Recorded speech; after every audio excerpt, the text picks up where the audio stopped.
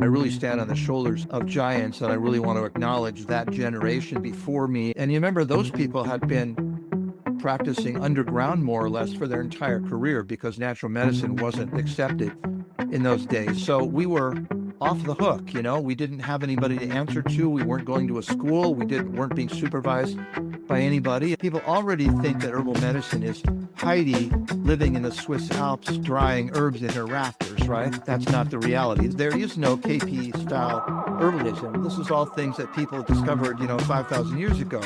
But I'm just drawing people's attention to it. We have medical doctors who, take a weekend seminar on functional medicine, and now all of a sudden they're a functional medical doctor. What they do is standard medical practice and then do a whole bunch of expensive tests and give you a few vitamins, which may or may not work. In every other culture except ours, the rest of the world has continued right along with natural medicine as part of their history. We had that 70-year gap where natural medicine was obliterated. And now it's been 50 years that we've been looking to regenerate it. And all things considered, we've done a pretty good job. But people don't have that cultural learning from their grandparents. So they're trying to learn from blogs. Welcome to Herbalism Uncensored, the podcast where we dig deep into the world of herbalism and natural healing. I'm Alicia. And I'm Lila. We're two clinical herbalists who recognize the need for honest and authentic conversations about the state of natural healing today. As practitioners, we feel called to have uncensored discussions about why people aren't finding relief and what to do about it. If you're frustrated by lack of results, overwhelmed by conflicting advice online, disillusioned by the commercialization of wellness, or simply passionate about natural healing, you're in the right place. This podcast is our way of cutting through the noise, busting myths, and challenging marketing gimmicks. This is Herbalism Uncensored, where together we're nurturing the future of natural healing. The contents of this podcast are for informational purposes only and are not intended to be a substitute in any way for professional medical advice, treatment, or diagnosis. It's important that you always seek the advice of your physician or other licensed healthcare provider with any questions or concerns you may have regarding a medical condition. Welcome to today's episode of Herbalism Uncensored.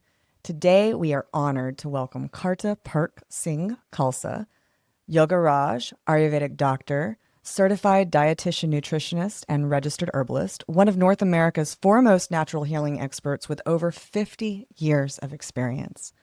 President Emeritus of the American Herbalist Guild and Director Emeritus of the National Ayurvedic Medical Association, Khalsa is a state-certified dietitian nutritionist, nationally registered herbalist, massage therapist, and one of the first certified Kundalini yoga instructors in the U.S.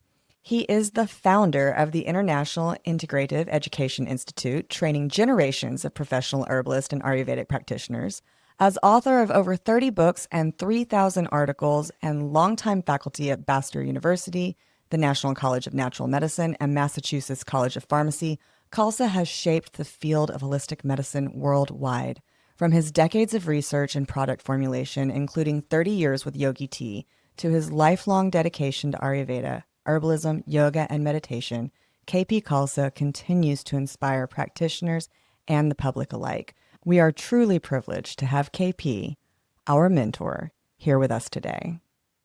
Well, to start, I just want to say thank you very much for being here. We're super, super honored to have you. And we wanted to just set the groundwork for, you've been in this field for 54 years. Can you take us back to how you got started and what drew you into the world of herbalism?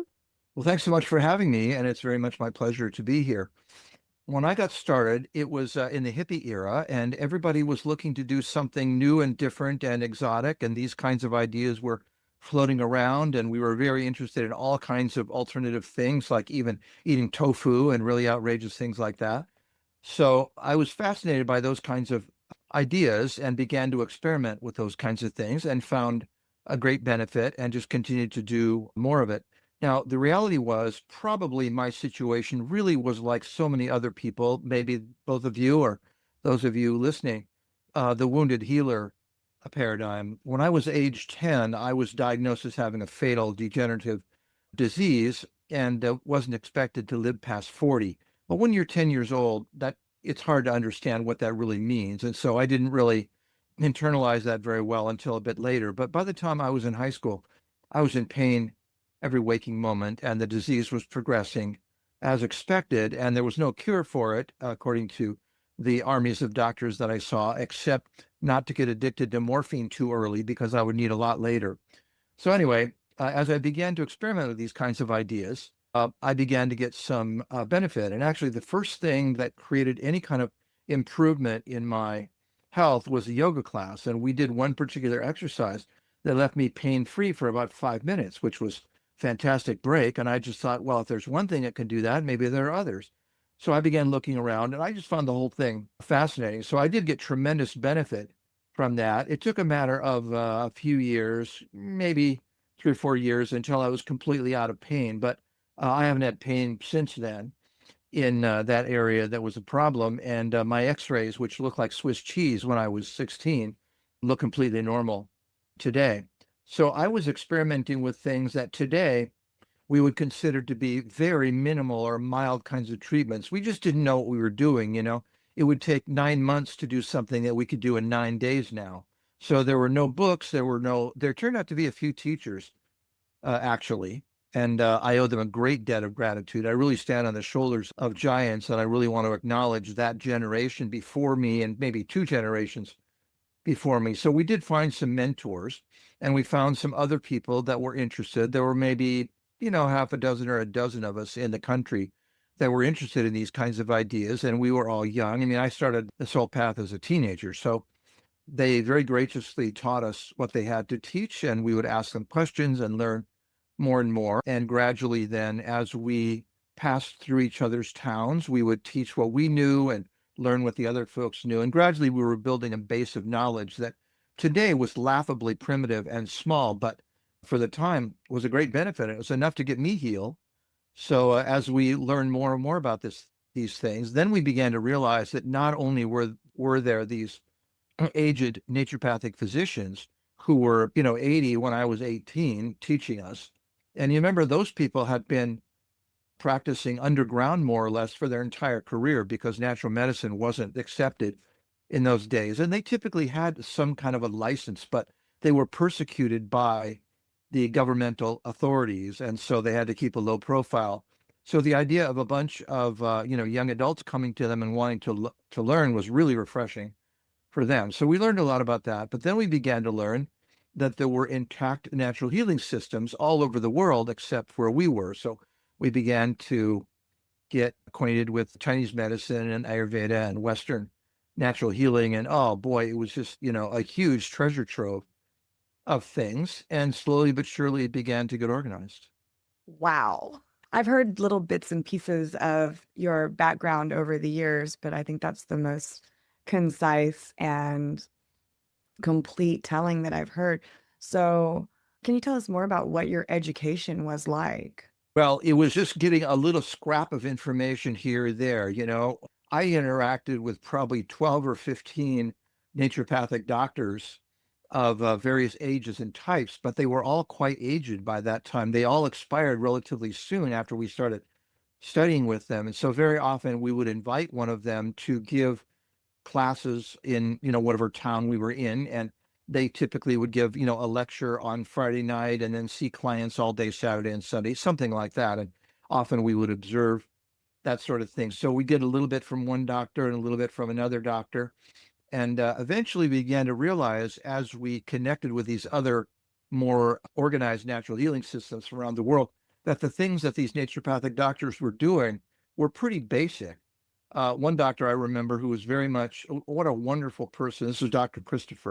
John Christopher, and I saw him hauled away in handcuffs by the local sheriff one time. We invited him to do a weekend, and the sheriff heard he was coming and met him on the tarmac at the airport and put him in jail over the weekend. He said, well, the judge is coming on Monday, and we'll charge you then. And then on Sunday evening, when his plane was set to leave, he drove him back out onto the tarmac at the airport, took off his handcuffs and said, don't let me see you in this town again. I mean, real frontier justice at that time. So anyway, Dr. Christopher, we watched him work and we began to realize that he was doing remarkably similar things with everybody, things that were good things to do, but were very, very basic. And we began to think, wait a minute, he's doing the same thing for everybody. He did a lot of detox, which pretty much good for everybody. So we got a lot of improvement. But then we began to realize that there were other things that could amplify the things that we're learning, and multiply that by another 10 or so naturopathic physicians, and each one had their own little quirks and bits of knowledge, and we would begin to put that together and then share what we had. And then it was a matter of self-teaching and learning among the small group of us that were learning these kinds of things, and sharing that. And then I took classes with uncountable dozens of people from every credential, every orientation, conferences, books, private sessions, all kinds of things over time, until it began to get a little bit more formalized. But there were no schools, there were no books, there was just nothing. We'd go sit down in a room with somebody and they'd tell us whatever they wanted to tell us, and then we'd go apply that with our own clients the next week. So I had the advantage of starting to see clients when I was still a teenager. And I was thinking, I don't know that much, but I know more than the clients do. So they get some benefit from it. And slowly but surely they would learn and I would learn. So I got very much on the job training, largely unsupervised, which probably not the best idea, and probably you wouldn't see today, but learned a lot on my own. And then all these years, I mean, I still educate myself by going to conferences and similar kinds of things. So the learning never ends, that's for sure. No, it doesn't. I was listening to a Michael Tierra and David Winston video the other day, and they both said that even this morning they were reviewing their Materia Medica. Like, the reviewing of the Materia Medica never ends, and I thought that was pretty cool, and it made me feel better about the fact that there's still so much to learn. And thank you for sharing that. You have a very eclectic background and way of practicing, and I think one of the things that I noticed sets you apart from a lot of other practitioners is the way that you do dosing. And I was curious if you could tell us a little bit about how you stumbled upon dosing and how important it is. As I immerse myself more in the field, I realize how many people don't pay attention to dosing at all. They think they just need to take the herb and the amount of the herb doesn't matter. So could you speak into that a little bit for us?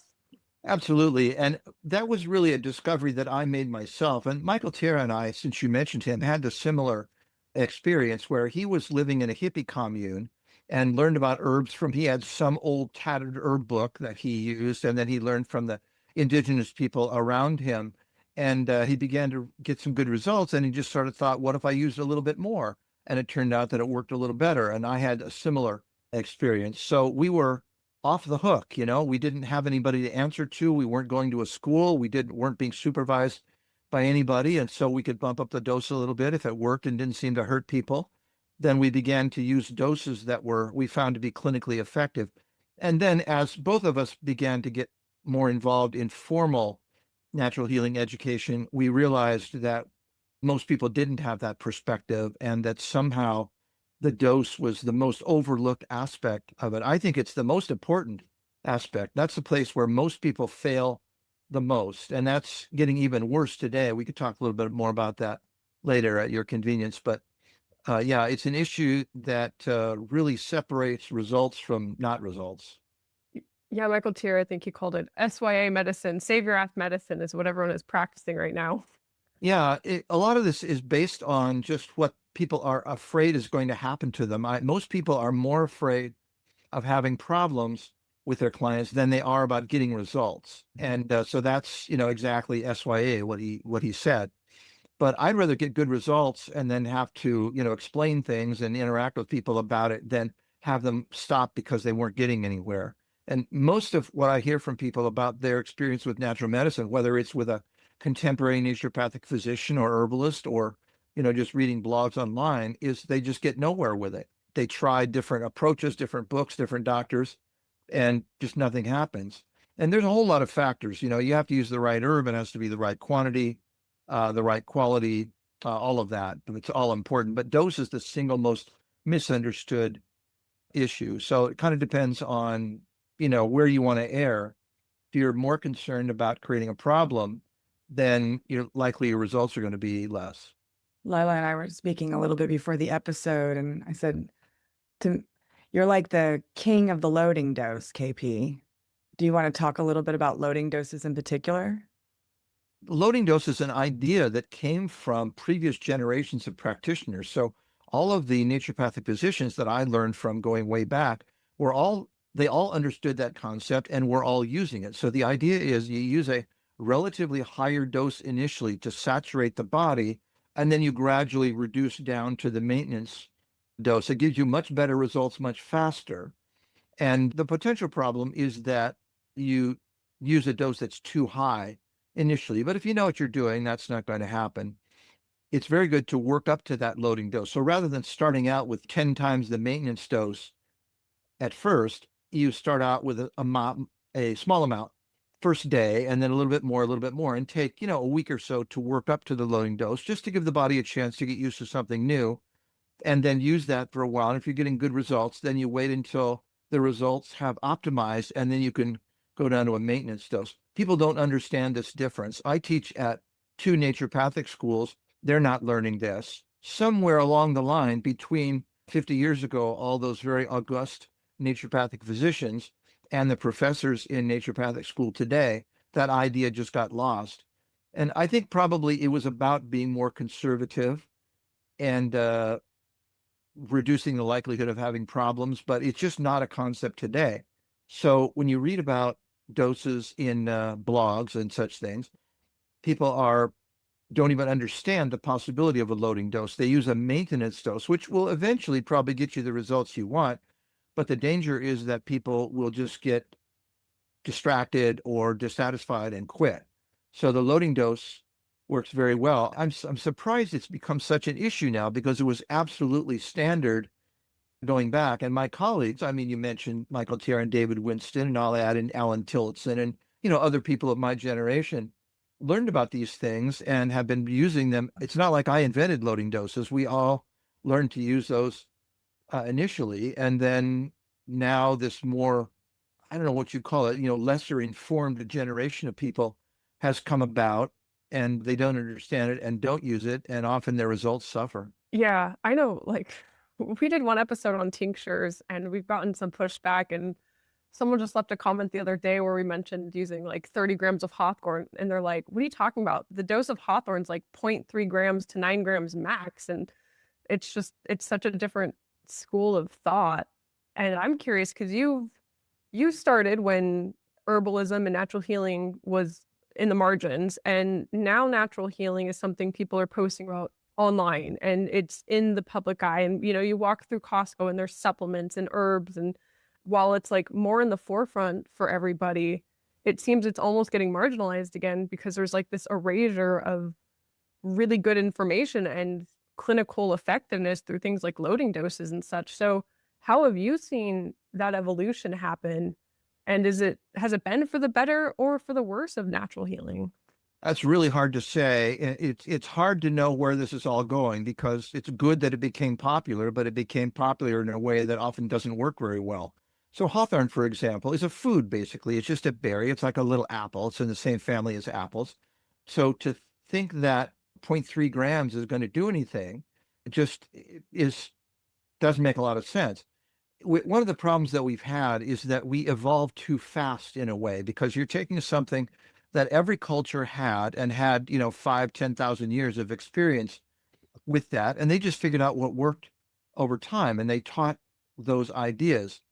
Then if you had people who started to learn about natural medicine 50 years ago, but they would then eventually start schools like I did, and the other couple people you mentioned did, and they're around. But now we have schools that are run by anybody and everybody. And so in naturopathic school, people very often will graduate with their degree and be a teacher the very next year with no clinical experience at all.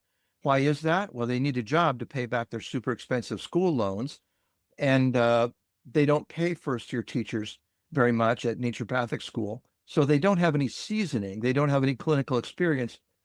All they have is whatever they learned in school. And a lot of it is lost just because of the process of not everybody can remember everything. So they teach, and then their students don't get exposure to those ideas. And those students then immediately become teachers. And so we have this tremendous churn which is happening in that very formal world, but also the world of the kinds of education that you both have gotten, where people graduate from some 1 year, 2 year, 3 year program and then immediately become a teacher, and the same problem. And their students become teachers and their students become teachers. And they're all opening schools the day they graduate from, a 1 year program. And they just have no seasoning at all. They don't really know what they're doing, but it's because it's popular. It's a way to make a living. And so if you have an herb school and you do it in your living room, and you have 3 students, then you can probably make it be profitable for yourself. And then, if one of those students opens up their school a year later, and you can just see where this goes. So the information is draining out. I was teaching in a naturopathic school recently, and I was teaching a class. It was a class on botanical medicine, and it was in the last year of their education, year number 4. Now, number 1, that class is mandatory. So there were 100 students in the class, and yet I'm instructed not to fail anyone. In other words, I'm instructed to make it easy enough, an easy A basically, because if they fail that class, they have to wait another year for it to come around again before they can graduate and get licensed. And that's too economically difficult. So the sort of, underlying message is make sure everybody passes. And they know that. So they know they don't have to really work very hard. And it's very important information if they're going to be using any of this. And so we have the sort of the dulling down of the material. And then we have the churn of the new teachers. And, several of them came up to me at the end of the class and said, I have no idea what I'm doing with herbal medicine, so I'm just not going to use it in my practice. So they felt more comfortable with physical medicine or even prescribing drugs, which can be done in some states. So the whole thing is becoming, fractured and problematic. And I don't know where we're going to go with it. We lost osteopathy. That was an alternative healing practice, and that just merged with medical practice. And chiropractic is in many ways sort of going in that same direction. And we'll see. I don't know how to predict where it's going to go, but it's problematic now for students that are trying to get a good education and go out and actually help people. So you just named some challenges in the world of natural healing. What do you think is the biggest challenge the world of natural healing faces today? Being gobbled up by the medical profession. So one of the naturopathic schools where I teach, for example, the actual school itself is right next to the medical school. And so they made overtures to the medical school. Can we trade students for grand rounds? And so the students in their clinical courses observe the naturopathic physicians working, and the naturopathic physicians observe the medical doctors working. And because naturopathy is inherently very safe, it's been licensed in Oregon for a very long time without any big problems. Every year, the naturopathic profession would go to the legislature and say, can we do a little more? Can we prescribe antibiotics? Well, yeah, we'll try that. That worked out okay. And now they can prescribe every drug except narcotics and chemotherapy. So now we have people going to naturopathic school because their score on the MCAT wasn't high enough to get into conventional medical school. And what they really want to act like is a medical doctor. And so they hold their nose and go through 4 years of natural healing training and now have the ability to prescribe those various drugs. They can do IVs also, for example, which is quite lucrative. And so they want to do that. Along with the idea of validating natural medicine through scientific study and that sort of thing comes the problem of we have to sort of march to their tune. And so we have to use evidence-based ideas and scientific proof of things, which just makes us that much more medical all the way around. So we saw it with osteopathy, and we'll see where this is going to go. But my sense is that's the direction that it's going. And as soon as it gets gobbled up, it gets not marginalized, but diluted. So you have medical doctors now who are using natural remedies without very much idea what they're doing. I've talked to so many medical doctors that said, look, I went through a grinding education to learn what I know. And I learn a lot. And I know a lot. So I should be able to take, let's say, a weekend workshop in herbal medicine and master it and be able to use it effectively in my practice. And they try that and they don't know what they're doing. and they end up just going nowhere with it. But I see an awful lot of that now. So you're talking about some of our listeners. Yeah. Yeah, we have a mix of people that are interested in becoming herbalist and lay people that are just interested in natural healing. And I'll speak for myself, watching the world out there and being up against what's happening in the natural healing and wellness space and what's happening in the medical space can be a little disheartening for where we sit and how we practice.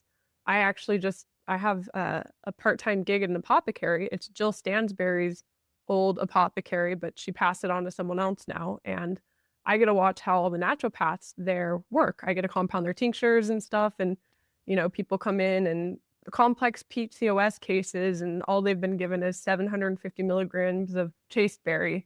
And they're asking why aren't they feeling better?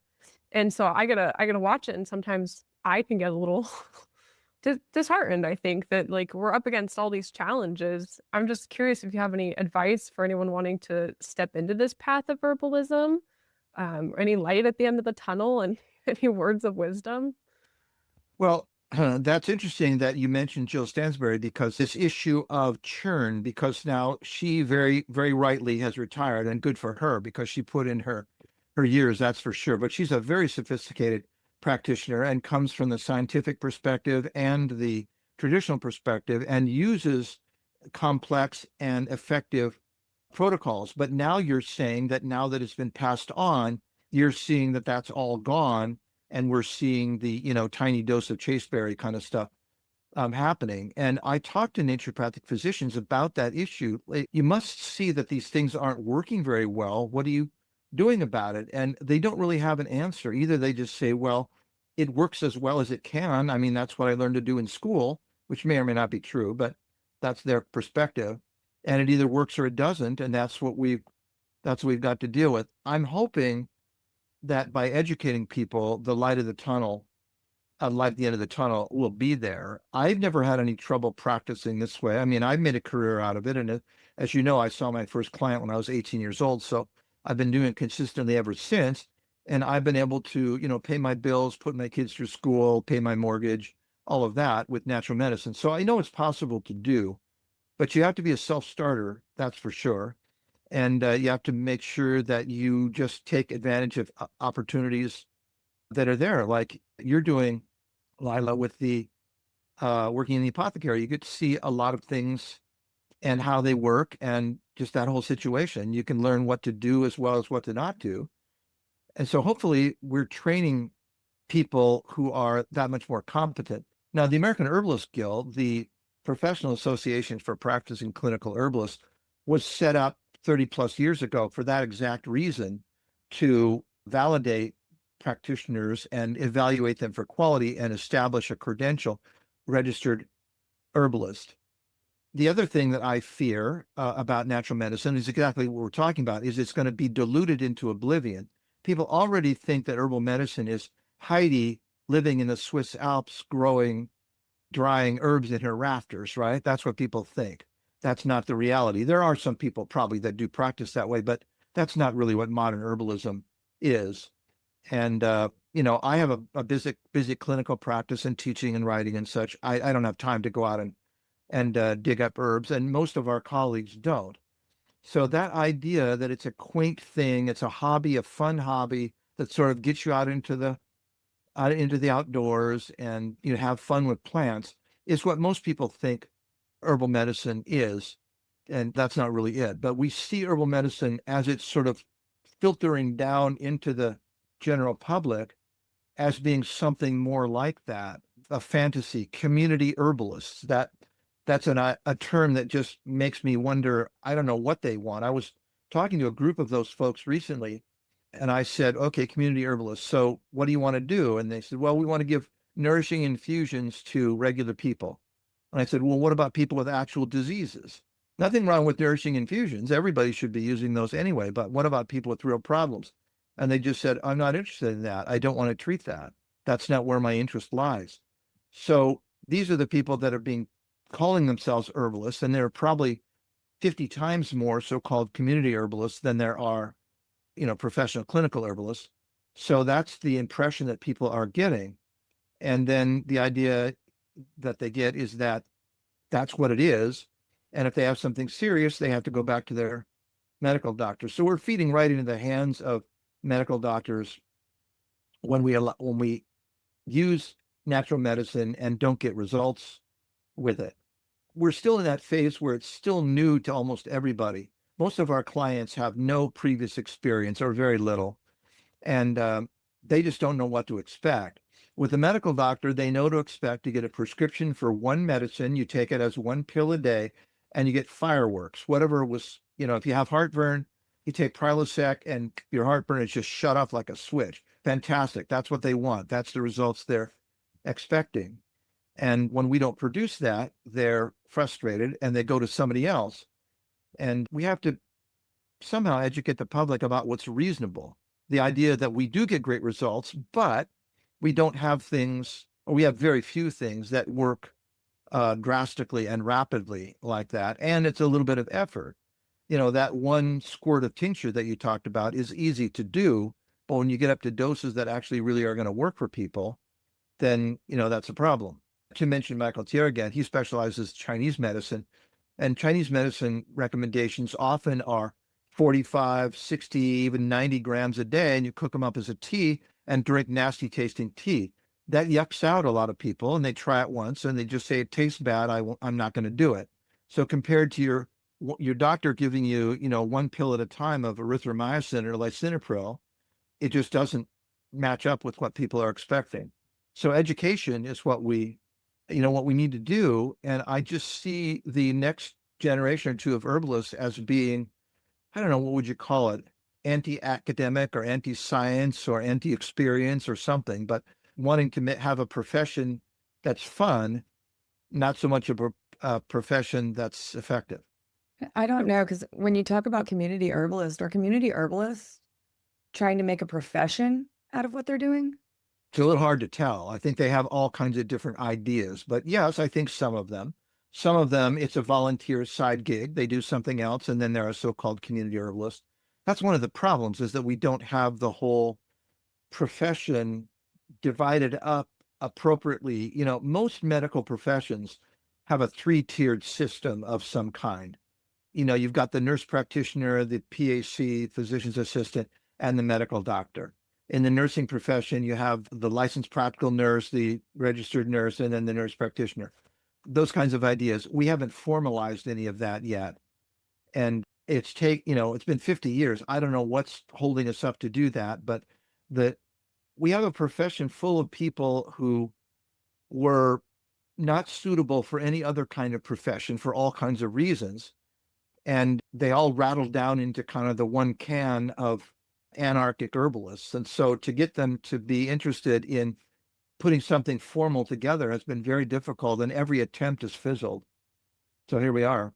Which is really unfortunate, because it almost feels like there's a lack of unity in the space. And I think because we are so small in numbers, that unity would give us a bigger voice and a bigger standing out there. And being an herbalist could be a household name again, versus like, what is that? Do you make incense? Do you forage in the woods? So that's unfortunate.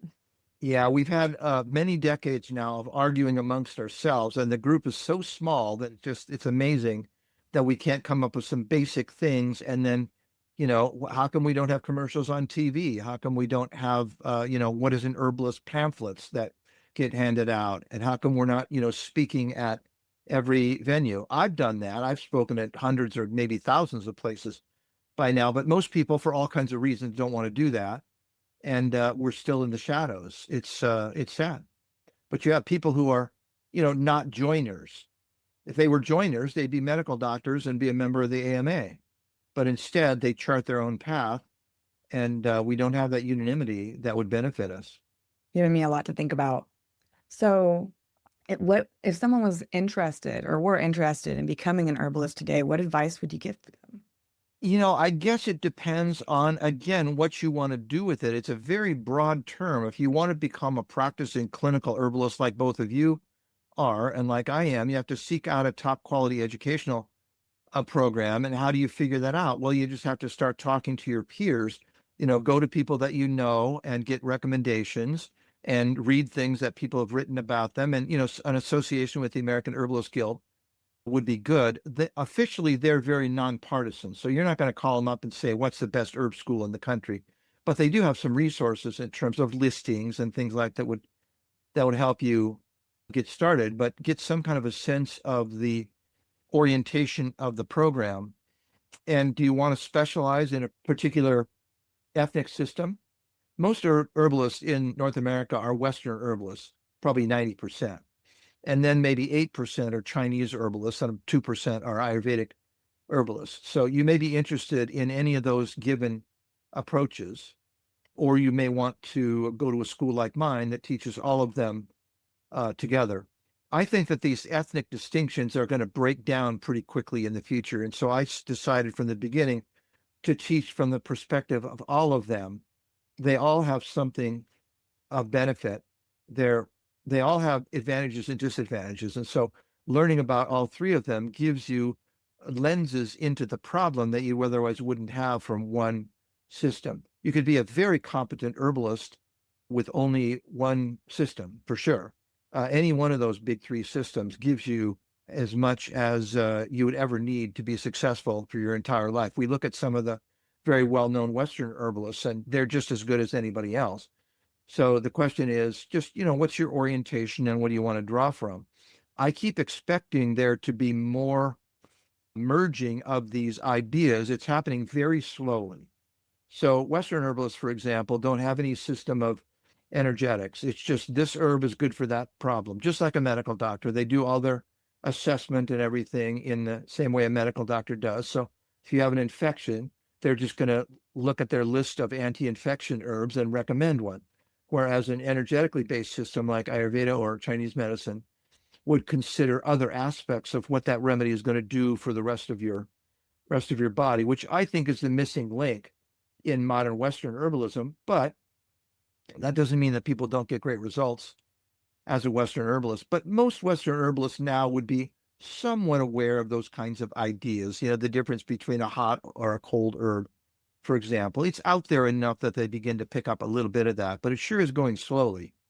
So most schools still are focused on one orientation. Choose which orientation you like. Yeah.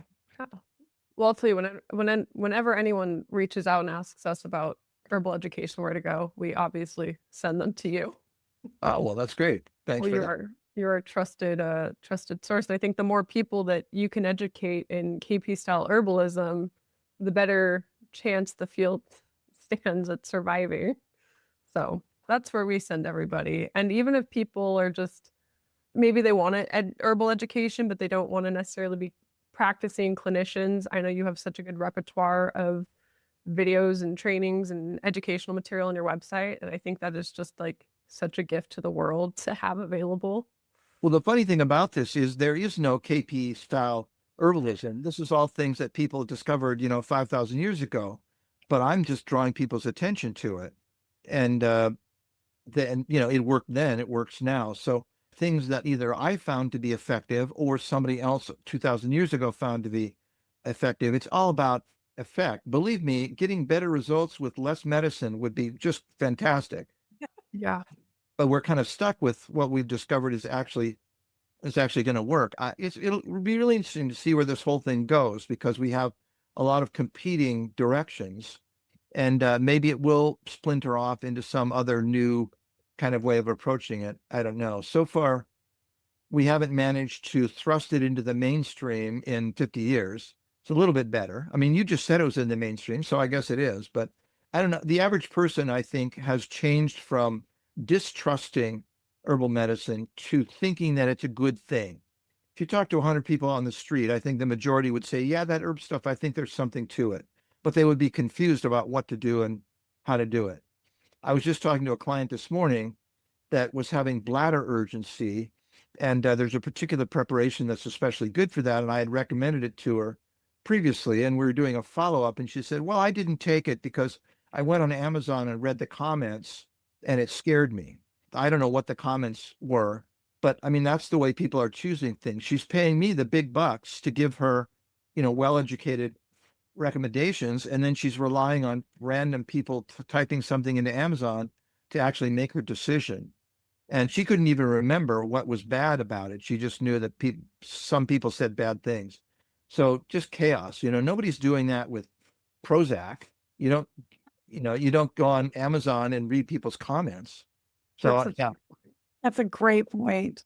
Yeah. And When I say hippie style herbalism, I think you have such a gift for the way that you have combined the best of all the systems, and you educate in a way that it doesn't just cover Ayurveda and traditional Chinese medicine and Western herbalism, but it also gives insight into the Western medical model and what's going on there. And you're not dogmatic about any of it, which I think is like, you're so humble in your approach, because I think a lot of educators out there get stuck on, this is the only way, this is the way, this is what I know. And you're just so open of incorporating if it works. You're very eclectic in that way. And I really admire that.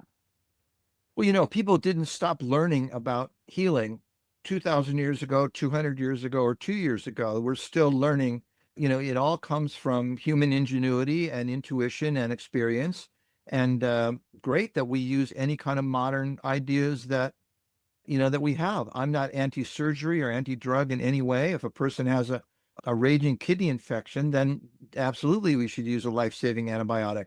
That person might have died 100 years ago, and now we have something. But the question is, we become reliant on those things. Kidney infection is a great example of kind of where the medical paradigm is gobbling up natural medicine. So let's say 20 years ago, if you had a kidney infection, or let's say that you had just a very serious urinary tract infection. The problem is that the bugs are going to swim up into the kidneys, and then if you destroy your kidneys, you're in big trouble. So nobody wants that to happen. So if you were, let's say, in Oregon, where I am, and you went to the naturopathic clinic, they would have you come back in the back. They give you some strong natural medicine, lay down on a cot, check on you every hour, and just keeping you full of medicine. And then by the end of the day, things would be much better. And maybe you'd stay overnight and someone would watch over you and you'd be very well monitored. Today, if that happens, you walk in there, they're prescribing an antibiotic immediately. That's the standard of care because now they can. So that's virtually guaranteed to work, and it works very fast. And you could be pretty much assured, that it's going to work. I would have said, well, the natural medicine was pretty much guaranteed to work also because it had been validated over hundreds or thousands of years. So we have this issue of wanting everything to be sort of extra guaranteed or extra safe. And gallbladder's having a problem, take it out, then you won't have any more trouble with it. Could we have dealt with those gallstones? Yes, but it would take a little bit longer. And then the next step after that is, why did you get a kidney infection or a bladder infection? Why did you get gallbladder disease? We are not taking care of ourselves from the beginning, and we wait until we're in crisis, and then we have to do some kind of heroic life-saving thing. So that there are many factors at play here, and I'm glad that we have all of those to be able to use. They should all be able to be used. We had this idea that it was going to be complementary and alternative medicine or integrative medicine or something. And we're still trying to figure out how to do that now, a couple generations later.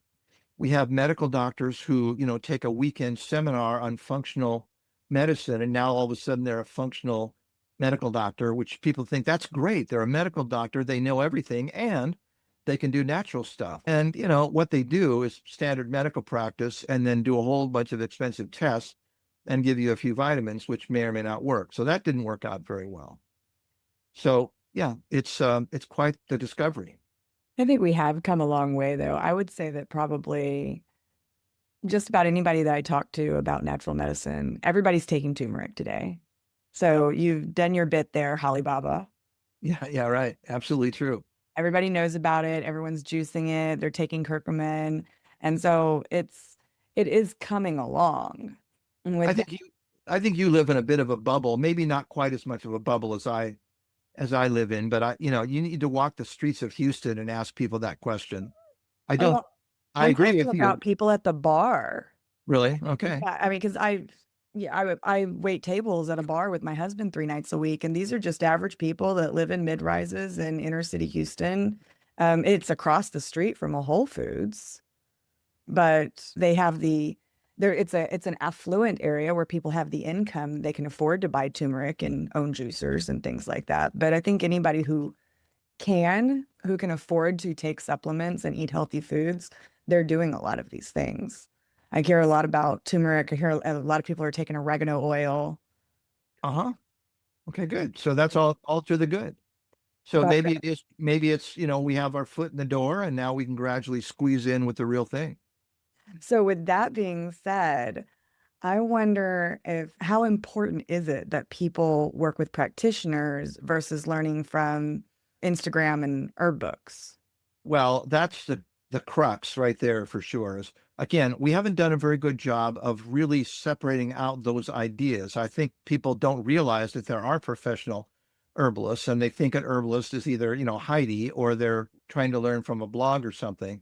And these are people that just don't understand all the clinical nuances. And so for serious problems, you need to work with a practitioner. That's just absolutely the case. And a practitioner who is very well trained.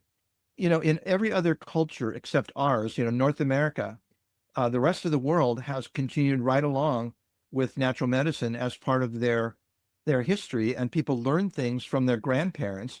I was having dinner in Europe the other day with a guy from Switzerland, and he said, "We don't understand how you Americans can make it without eating herbs every day. Everybody in my village takes herbs. All my family, all my neighbors, everybody. What's with you guys?" And he said, "Well, it's just part of our culture. It's just automatic that we're going to do it. And everybody's been doing it forever." We had that 70-year gap where natural medicine was obliterated. And now it's been 50 years that we've been looking to regenerate it. And all things considered, we've done a pretty good job. But people don't have that cultural learning from their grandparents. So they're trying to learn from blogs. And the thing that is bizarre about where we are now is that people think that if they read the same thing enough times, it must be true. So somebody says something on a blog and that gets reblogged and reblogged until now 1,000 blogs are saying the same thing. And it all came from the original blog or Instagram or, whatever it is. And it's hard for people to know whether they're getting results and what to do. And it's just all chaos. And so, yes, they do need to see a practitioner.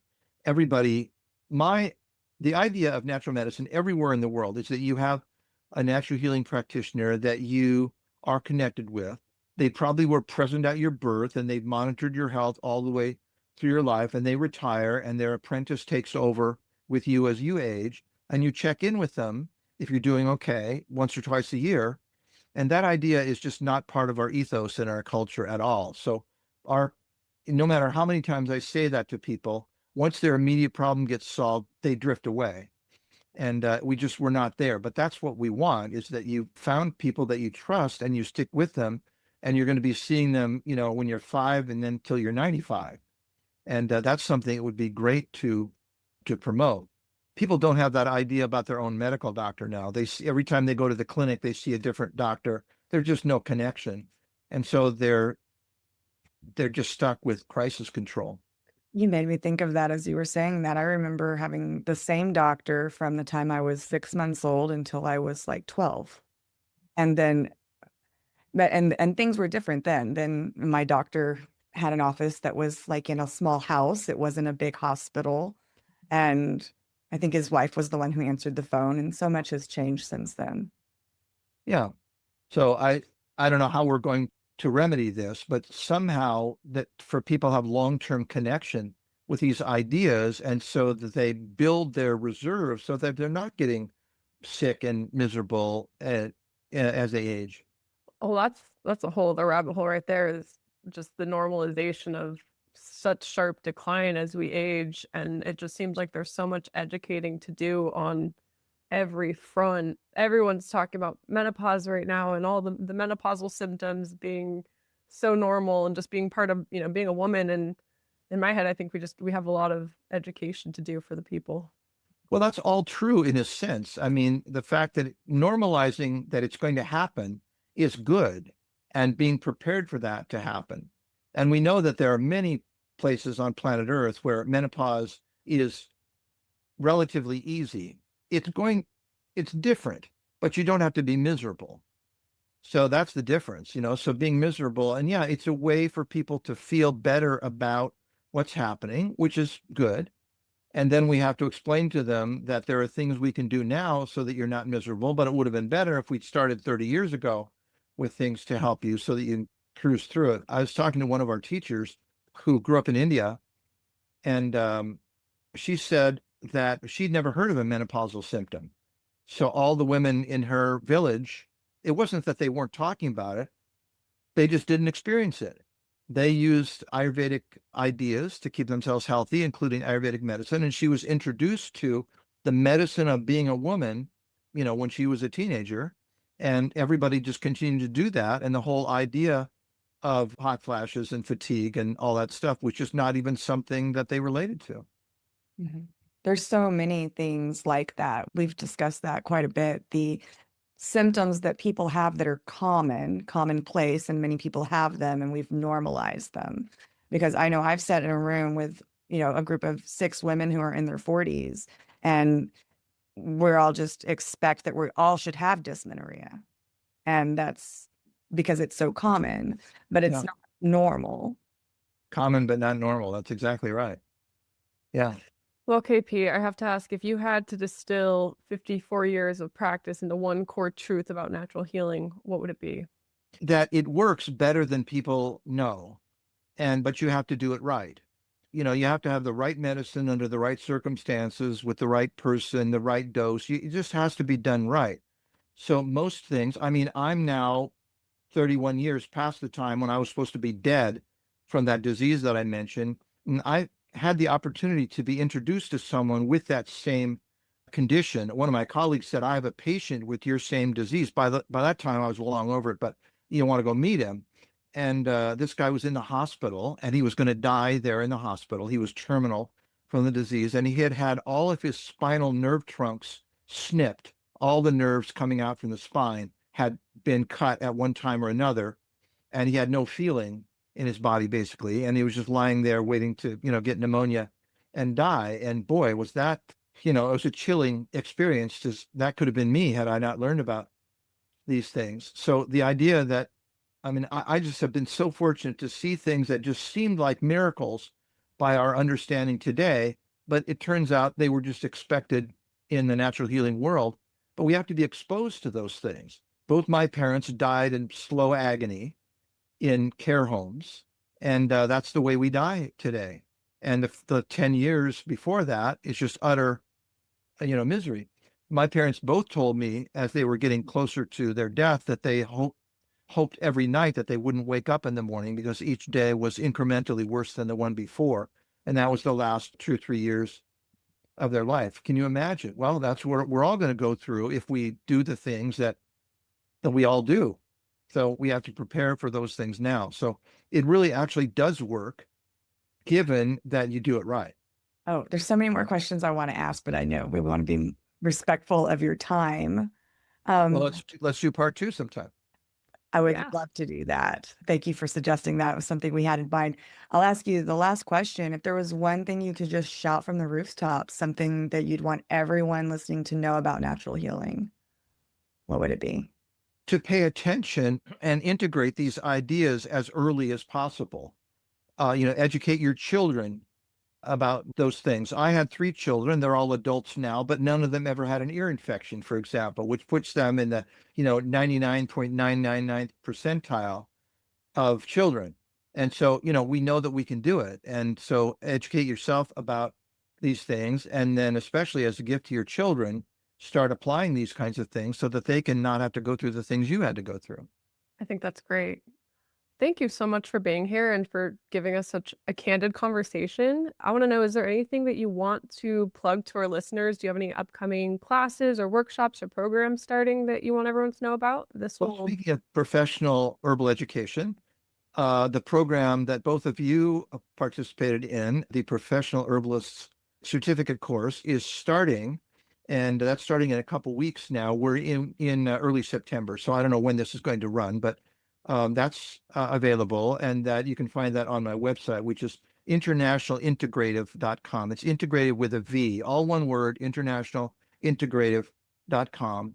There are over 300 recorded classes there on every natural healing subject you can imagine. So you can go there and just shop around whatever interests you, and a number of professional training courses, including a certificate course in nutritional therapy, and then the professional herbalist course. Fantastic. Yeah, we'll put a link to your school for sure when we post the show. Okay, sounds good. Yeah. Well, thank you so much. This has been so nice to just be here with you and hear all that you have to say. You're a font of wisdom and experience, KP. My pleasure. Thanks for having me. Thanks for tuning in to Herbalism Uncensored. We're genuinely humbled by the love and support you've shown us. If you've been enjoying the show, be sure to subscribe, leave a review if you feel called, and don't hesitate to reach out. Whether it's with a question, a success story, or a topic you'd love us to explore in a future episode. And remember, both Alicia and Lila, that's me, run virtual clinics. We'd love for you to check out what we're up to. You can find Alicia's practice, Holistically Correct, at holisticallycorrect.com, and you can learn more about my work at the Virtual Natural Healing Clinic by visiting tvnhc.com. Until next time, be well, stay grounded, and keep healing.